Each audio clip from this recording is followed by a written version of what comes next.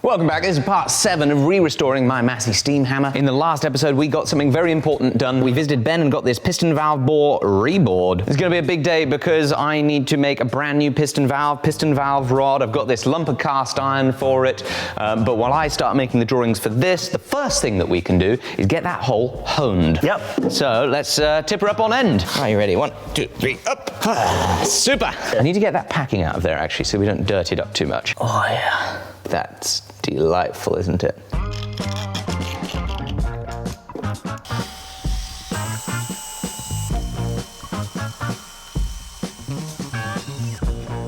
Out you come.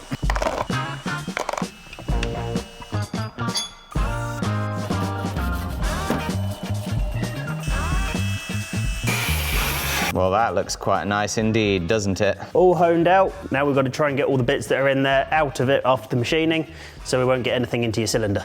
Exactly. Unfortunately, there are a ton of nooks and crannies all the way around. It's going to be very important that nothing is there. Although, you will remember that the hammer ran perfectly fine with a good few little bits rattling around in there. Yeah, well, they weren't so little, were they, really? 3, 2, 1.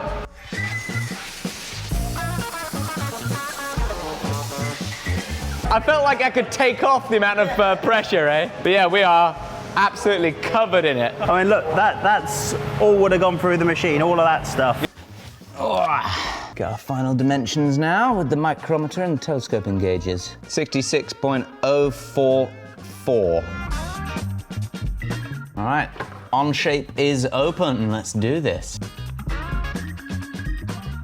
All right, there is my drawing. Made it so I've got everything I need to turn this on the lathe and in the dividing head. So the piston valve needs to be made out of cast iron. This is a little over 3 inches in diameter. Now there's an interesting reason that we choose cast iron for this type of component.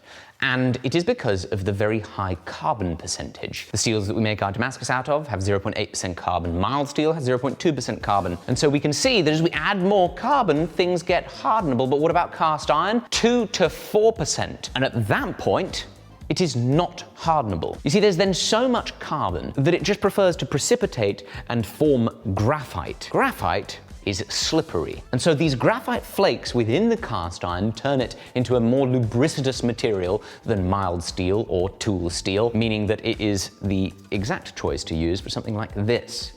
This is going to be running up and down 240 times a minute inside a cast iron bore with only an oil film between it. The slipperier, the better.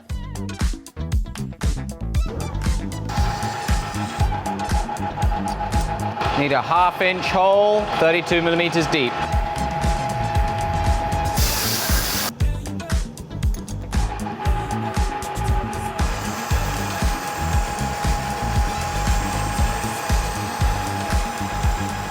Oh, that is cutting fabulously.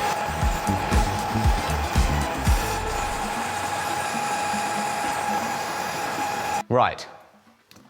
I've already made a mistake. Didn't get very far, did we? All right, here's the original. And I made sure that I gave myself a good little allowance for parting it off, hunky-dory, happy days. But that's not enough allowance for a very important thing that I need to do to this piston valve. I'm not just going to turn it. Oh no. I was going to use my very expensive new toy, a tool post grinder, which I had planned to introduce later on in the video when it was the time to use it. But I need to use that new toy to do a ground finish on it here in the lathe, so that it's just delightful. Much like the inside of the bore has been honed, we need to grind the outside of the piston so it's smooth, but I haven't left enough material here for the grinding wheel to get fully off the part. So we've got to move this out and completely re-indicate it, which is thrilling. Now, while I'm certainly getting my panties in a metaphorical twist here at the lathe, you'll be glad to know that in a literal sense, my panties are phenomenally untwisted. In fact, they're perfect because they're made out of an ultra-soft, super breathable micromodal fabric. They're created by today's sponsor, MeUndies, and they come in such an incredible range of colors, styles, designs that no matter how I'm feeling on the particular day, I can find a pair of underwear to suit it. One of the things I like about it is no matter how exuberant the design is, it has a very simple, plain black waistband. It's the underwear version of a mullet. Business in the front, party in the back. You go crazy with the designs and nobody but you and your special someone has to know about it. Speaking of special someone, they've got a great range not only for the chaps but also for the chapettes. Loungewear, socks, you name it. For the most comfortable underwear in the game, please go to meundies.com/forge and use code FORGE at checkout. You'll get up to 50% off your order plus free shipping. Again, that's meundies.com/forge, code FORGE at checkout for the best underwear. It's risk-free, they've got great money-back guarantee. I think it's gonna be the best underwear you've ever worn. How's she looking over here? I think she is pretty much ready to go back on. Clean as a whistle? She is clean as a whistle internally. Would you have open heart surgery on the inside of that power hammer? I would. There we go. That's the spirit. Brilliant. Big question now though, Alec. Yes? What colour are you going to paint it? I'm not painting it. Look how beautiful this thing is. It is lovely. In its raw state, this does not want paint. Some hammers are painting hammers, some hammers are not. This one, absolute no-go for me. This is a no-go painting hammer. Well, I've got an amazing book actually to show you. I don't know if I've showed you this. This is a book on the history of B&S Massey, who made this hammer, starting in 1861. James Nasmyth was the inventor of the steam hammer. This is one of his early sketches. That's him in 1855. And look at the design of that frame. The stylings of one of the very first steam hammers in 1855, very similar to ours in 1915. The first Massey 1500 weight hammer was delivered 1862. This is from an 1869 Massey catalogue. Now this is what I wanted to show you. This is inside the Openshaw Massey works, and look at that. That's very, very similar. That has the exact same cylinder, piston valve, regulator valve concoction as ours. Frame styling's almost identical, it's just a two-piece. There's this big boy here on the right, cylinder casting, identical design to ours, just scaled up. This is what their workshop looked like in 1870. One of the first hammers I ever saw that helped me fall in love with blacksmithing was a Massey. Look, 1904, almost identical castings. Now this has got to be one of the finest sights I've ever seen. That's a hell of a painting. 10 Massey power hammers, mostly self-contained variety here, steam hammers on the left. This book really catalogues an incredible part in history, because the part that Massey played in power hammer development, the part that Massey power hammers then played in creating the world we live in today is very consequential. Massey built the machines that built the machines to build the country. I was recommended to get this book by one of you lovely people in the comments, and I'm so grateful because it is just a beautiful snippet of history. I'm going to take good care of this, he says as he holds it with dirty hands. Back in the office. So in the process of taking this off the piston, we burred a little bit of the machine surfaces over, so I just need to touch it up with the file so we've got a nice fit back onto the hammer. So I was cleaning all of this area and the slideways, and I can tell you for a definite fact that this used to be painted green. Oh, well, good Lord. It was Massey green. Massey green the entire time. Huh, I got that whole book out to show how dark looking the original hammers were in those black and white things, assuming that meant for certain that they were, you know, kept black, but no. That is the original Massey green in there.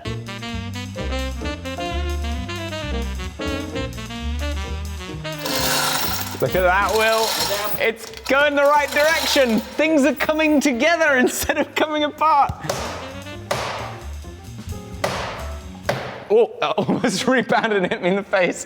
Thank you, Will. No worries, it's good to get it back together. Back at the lathe, I've got it dialed in nice and true. It's worth remembering we're using a 4-jaw chuck, which means that each of the jaws moves independently. So we not only have to get it in the middle of the spindle as the spindle rotates, but we also have to make sure that it doesn't have any of this going on. Since I have already drilled and reamed the hole that is in the middle, I had to really spend my time and make sure that it was really dead nuts. Would have been better if I had just planned appropriately and had the right amount to stick out from the get-go. Would have saved a good amount of time. But here we are. That's why it says amateur machinist in the YouTube description.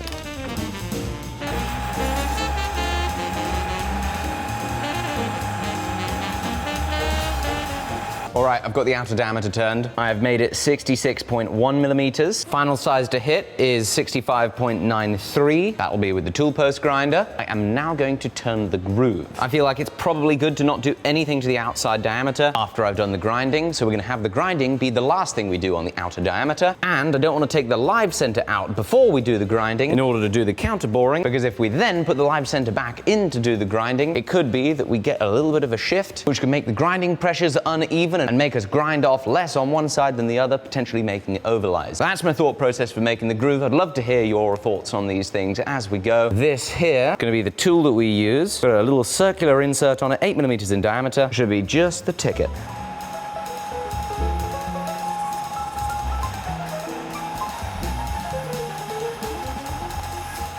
The groove is in. Now I actually changed the groove measurement between making the drawing and cutting this because I realized that in fact, now that we've increased the diameter of the part to suit the increased diameter of the bore, if we make the groove either the same diameter or even just the same depth as on the original, we're actually going to end up with an increased volume of potential flow through that gap in the piston. The drawing that I had originally made on the computer was based on the groove depth because I thought that that would get it closer than working on the diameter, which would obviously make an enormous increase in the volume of air that can get through. But what I ended up doing is going back to the computer, figuring out the volume of this negative space, figured out the volume of the drawing I had made, and made some small tweaks to it. In the end, the difference was only 70 microns, only about 0.003 of an inch. But that did represent a 4.7% difference in the volume of the part. A very tiny change in the part can make a potentially noticeable difference in how the valve functions. 5% difference, you know, like I'm going through all this work to hopefully get a 5% increase in performance from the power hammer in terms of control. So even though it seems ridiculous, at least I'll feel confident that I tried my best to make the valve operate as it was designed. Some of the other variables that are changing here is, of course, this valve is going to be a little bit heavier than the other. That could cause issues too. But my gut feeling is those issues would be less significant than just the simple change in airflow in a given position. With that, oh no, it's time. I've got to learn how to use a tool post grinder. Surely it's got to be just like a surface grinder, it just happens to be attached to the lathe and things are spinning. Where do you put it? Ugh, that's nasty. Ugh. Filthy.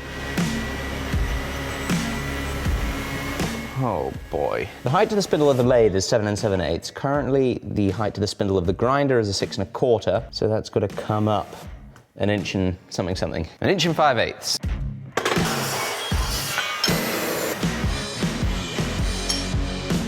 I've got it bolted in place, but you will see that it hits the tailstock before the wheel hits the part. I might have a bigger wheel, but it's way too coarse of a grit. It might just work. I don't like the look of it. So instead, after all my trying to not have to do this,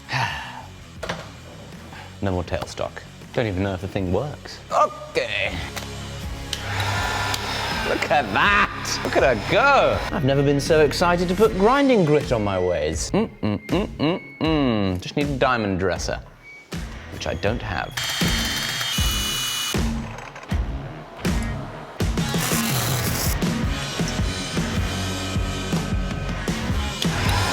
So I have installed a diamond-pointed tool now, and we are running the face of the wheel across it. The reason that we do that is because it is not a certainty that the wheel is spinning concentric to the spindle of our tool post grinder. It is also not a certainty that our tool post grinder is perfectly lined up. Now we know that that wheel is parallel to the travel of the ways and is concentric to the spindle, and we can begin grinding. Before we get to it, I just want to admire this machine. Look at that.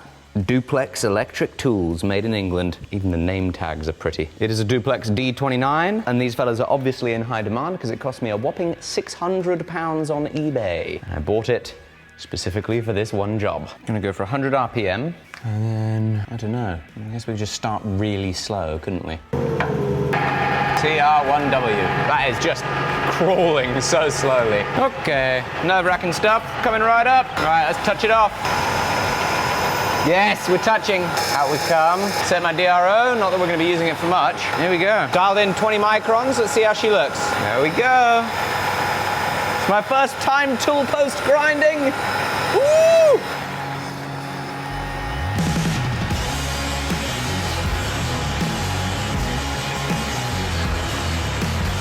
That surface finish is just mind-blowing. Look at that. That's the nicest surface finish to come out of this workshop. Wow, that's sick. Take a little measurement, shall we? 66.04 millimeters. That's crazy, literally exactly 2.6 inches. To the 100,000th of an inch as well. Look at that, how neat. Whack that in. Here we go again. Gonna take a slightly deeper pass this time, see how she goes.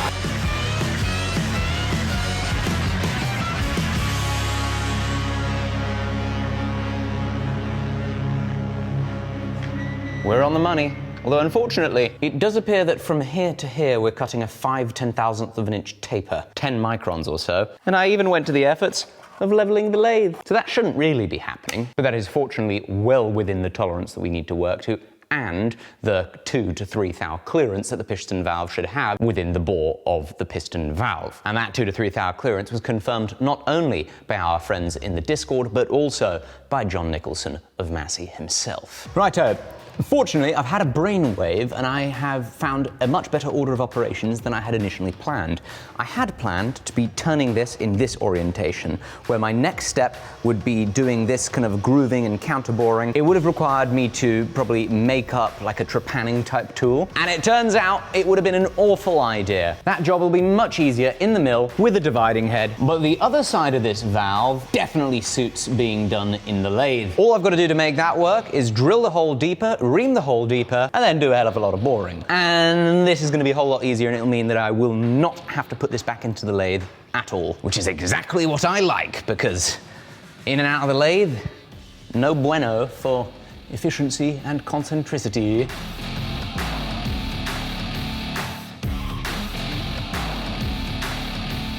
All right, so what are you going to be up to next, Will? So now the main cylinder's all bolted back on, we can then put the regulator valve back in, we can then put the air inlet or steam inlet in, and put some of the linkages back on. We can't quite put the piston rod back in yet because you've still got to finish making the new piston ring. Yeah. And also finish the piston rod.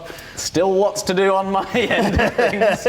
But you can hook up your fancy exhaust that you made. I can finally hook up the exhaust and make sure that's all cut to the right length, so that can all then be tested as well. What's this? This is something I ordered the other week. What are we looking at? This is jointing material. It doesn't look like graphite that I used last time, does it? No, it's a composite material which we use for we particularly use on steam engines, which is easy to form, and unlike graphite, it doesn't completely stain your hands at the same time.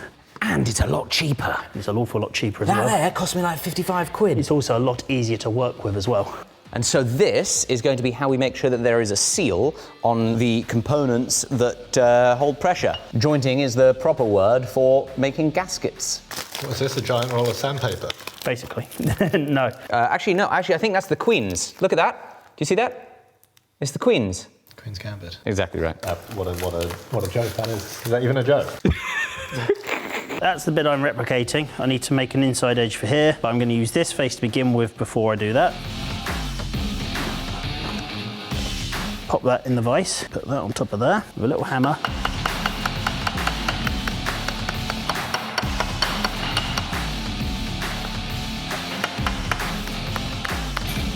And we've got to do the same thing on the inside.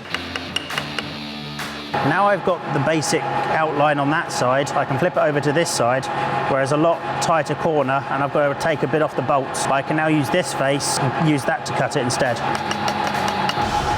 And that's how you get your perfect sizes for what you need on a weird angles. That's how you make your perfect joint. That's your first one. But that's, do we need a gasket there? That's where you said you needed it. No, we need a gasket here. That's where it seals. This doesn't seal. It's fine, I've got an idea.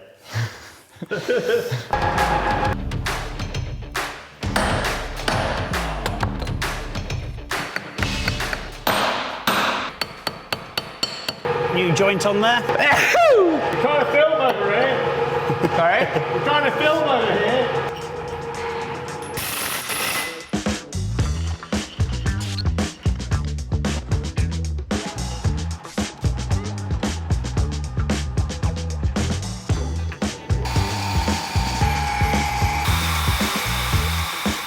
Make sure the DRO is still set right, and good job I checked. 29.94. We've done this counter bore. Now we need to do this one, 29.4 millimeters deep, 53.5 millimeters diameter.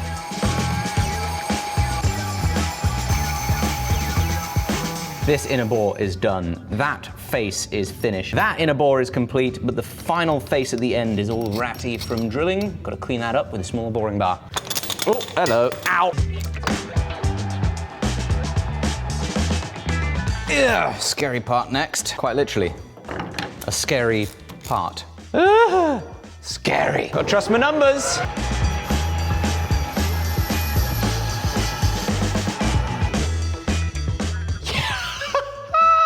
80% of a valve that I made. Ooh! I hope the joy of making parts that scare me to make never disappears. Let's just hope it actually works. Well, it's not over yet anyway, is it? What am I getting too excited about? Maybe you should cut that sloppy, soppy crap, Jamie, I don't know. The rest needs to be done in the mill.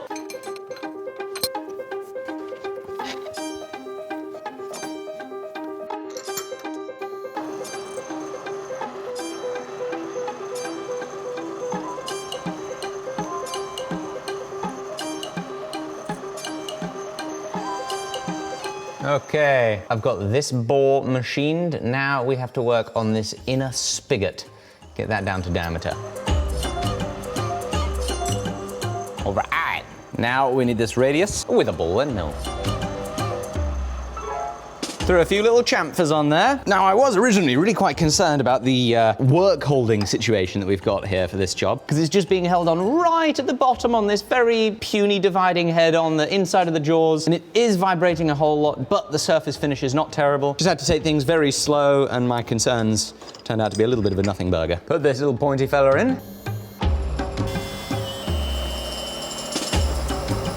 Now, as I've been machining this thing, periodically as I'm looking at it, I think, things look a little bit wonky. That's strange. Maybe it's just the perspective and the lighting. I noticed things getting particularly wild in the chamfering, and so somewhere down the line, my zero of the middle of this part disappeared, vanished, or got altered, meaning that, having now re-indicated it, I found that on the x-axis I was almost 0.5 millimeter out. That means that we are, in fact, not done machining. I've got to do a good bit of cleanup. Fortunately, none of these are critical features, so it's going to be fine to deviate from the drawing and open up the bore and turn down the spigot a little bit. Most concerning thing is I don't know where this error happened. I tried to do a pretty nice job of dialing it in with the indicator first time around. Perhaps maybe I bumped the handles in between dialing it in and hitting the zero, and here we are. Not to worry, nothing a little bit more time can't fix.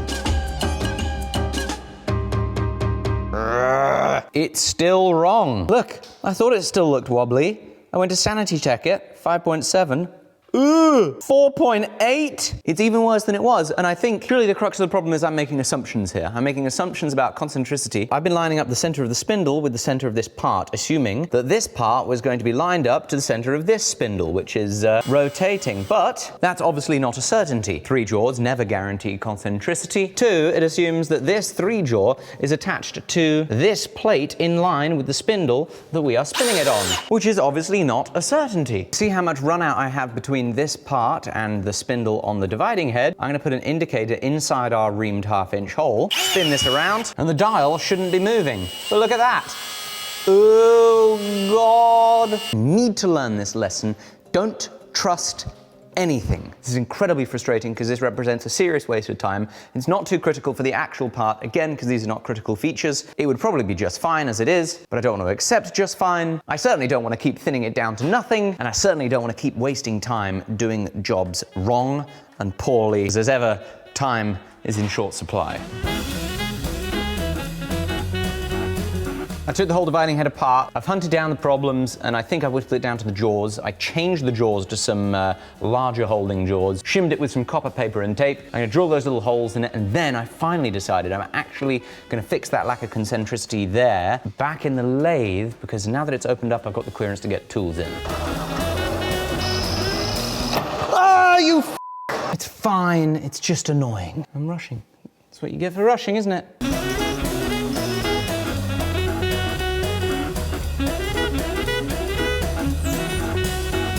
At last, take it out of this bloomin' dividing head to the lathe.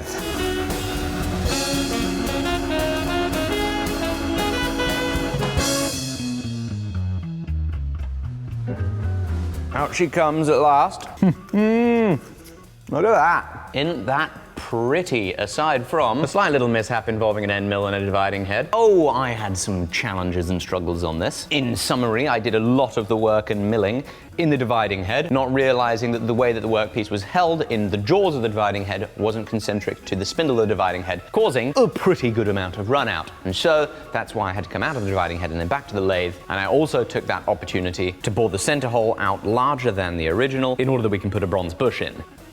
Coming in hot, and by coming in hot, I mean coming in cold. Okay, a little Loctite, 1 cold bushing. There we go. Ta-da! There is the original, and here is the replacement. A little bit larger, in principle, an identical volume of negative space through the groove, and with the addition of a bronze bush that had nothing to do with my mistakes for why it's there. I am quite happy. Look at that fit. That is proper. Look at that! Perfect. You've done a really, really good job on machining that, Alec. Oh, thank you. Thank Ben. How cool is that, son? The piston valve fits like a dream. What we've got to tackle next is the piston valve rod. We've got to replace this 110-year-old fella with a brand new squeaky clean one. Be sure to get yourself some fabulous underwear at meanders.com/forge and use code FORGE at checkout. I cannot wait to see you in the next episode. Bye-bye.